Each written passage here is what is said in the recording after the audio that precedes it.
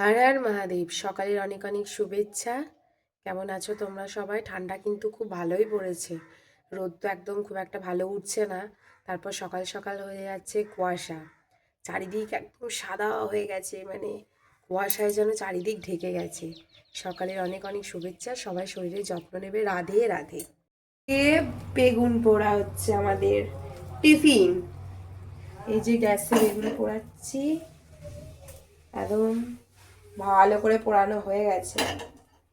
এবার গ্যাসটা বন্ধ করে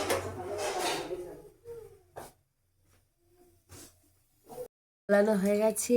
একদম টাটকা ঘি, গন্ধে একদম মোমো করছে। ও গরম ভাত এখন নয়, গরম আছে, পরে ঠান্ডা হয়ে যাবে।